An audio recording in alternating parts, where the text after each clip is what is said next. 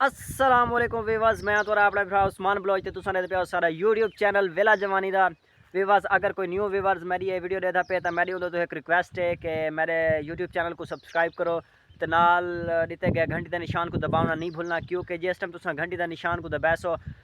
वाल जेड़ा सारी नैक्सट आने वाली हर नवी वीडियो का नोटिफिकेशन जल्दी तो जल्दी जेड़ा ना तुहाडे तक पहुँच वैसी। वीवर्स जिवें कि तुसां देख सकते हो कि सुबह का मौसम है, सुबह का वक्त है ते तकरीबन रात को जरा ना इत्थे 1 तो 1:30 बजे के दरम्यान तकरीबन रात की बारिश आवन लगी है। तो सुबह के टाइम हुण जरा ना थोड़ा जिहा वक्फा मिला है। तो इन बारिश की वजह तो जरा ना साडे किसान भरा जरा ना वो बहुत परेशान हैं, क्योंकि जनूबी पंजाब दे विच जरा ना गंदम की कटाई का जरा मतलब है कि आगाज़ थी चुका है, जबकि जेडे बरानी इलाके हैं उन्होंने आलमोस्ट तकरीबन जरा ना गंदम की कटाई फाइनल थी चुकी है, या तकरीबन राउंड अबाउट अगर मैं आखा कि 90% बरानी इलाकों के गंदम की कटाई थी चुकी है तो यह कोई गलत गाल नहीं। तकरीबन 10% जेडे ना गंदम फिलहाल बरानी इलाके खड़ी हो सी। लेकिन जनूबी पंजाब की अगर मैं गाल करा तो जनूबी पंजाब के जेडे जनूबी पंजाब के मैदानी इलाके हैं, जनूबी पंजाब नहीं तकरीबन पूरे पंजाब भर के जेडे मैदानी इलाके हैं उन्होंने गंदम की जी कटाई है उनका आगाज़ शुरू थी गए। तो आगाज़ के जनाब आला तुम देख सकते हो उतू मौसम किवें है। तो तकरीबन रात सारी इतना बारिश आती रह गई है। तो इन बारिश की वजह तो जरा ना सारे किसान भरा जरा ना वो बहु परेशान हैं। तो अगर मैं अपने हाथ तक गाल करा तो मैं तकरीबन कोई कल जरा ना इवें 4 कनाल जगह आई ये जी तुम देते पे फाइनल थी पई है। ये पिछू बाग यही ये जी झा है ये पिछू देख सकते हो कि तूड़ी असा जरा ना कल थ्रैशर ला के असा थोड़ी कणक कढ़ी है। अगर मैं तो कोई औसत दसा तो औसत जरा ना तकरीबन 4 कनाल दे विचों उनदे विच मैं समझो कि बाग ही विच आई तकरीबन कोई 13 मन औसत आई है। शुक्र अल्लाह ताला दा यही बहु है। सिर्फ ये जरा ना असा 4 कनाल सिर्फ एवरेज को देखने वास्ते असा जरा ना ये कल कणक गहाई है।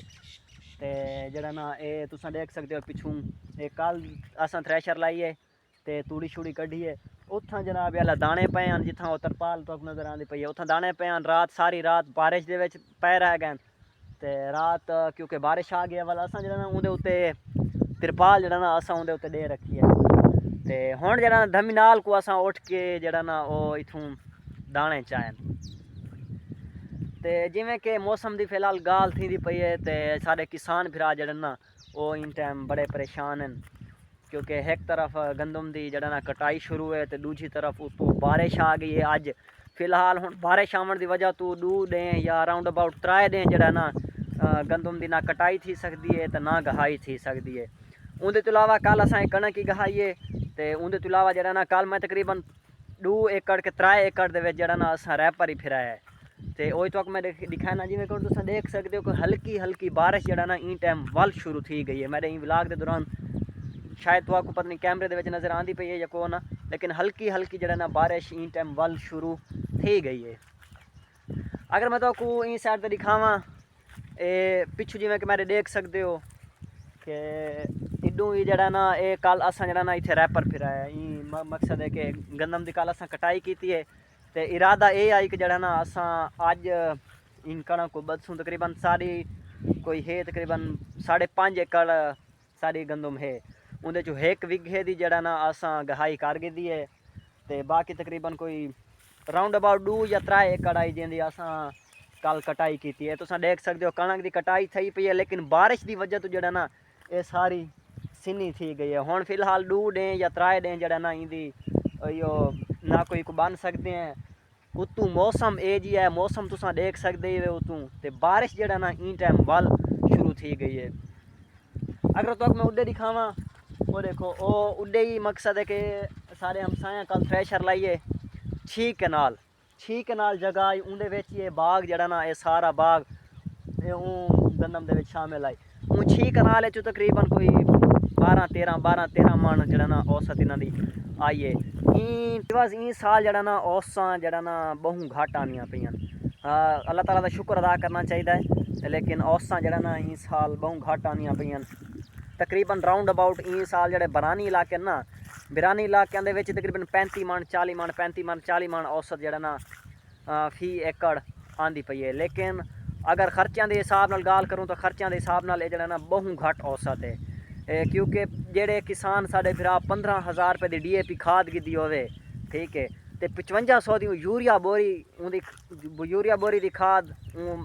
اپنی گندم کو سٹی ہوے ٹھیک ہے اندر تو بعد اوسط بہت گھٹ آوے کسان بھرا این ٹائم ساڈا بہت پریشان ہے ایک حکومت جڑا نا ریٹ بہت گھٹ کڈ ہے پنجاب دے وچ 3900 حکومت دا ریٹ ہے لیکن اگر حقیقت دی میں گال کراں تاں جڑا نا منڈیاں دے جڑے حالات ہیں کیونکہ میرے ایک دو دوست ایسے ہیں جنہاں نے برانی علاقیاں دے وچ انہاں گندم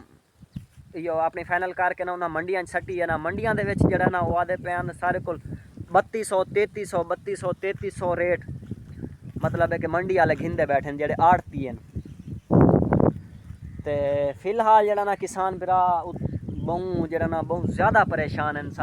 ساری دعا ہے کہ اللہ تعالیٰ جڑا نا رحم فرماوے تے اے جڑے بدل آئے ودن نا اے بدل جڑا نا 2-4 نے ٹالا کر ونجن تاکہ کسان بھرا اپنی فصل جڑا نا فائنل کر گئے ہن تساں دیکھ سکتے ہو کہ ہلکی بارش این ٹائم دوبارہ شروع تھی گئی ہے جی ویواز این ٹائم تساں دیکھ سکتے ہوئے کہ بہت تیز بارش جڑا نا اتنے سارے علاقے دے وچ بہت تیز بارش شروع تھی گئی ہے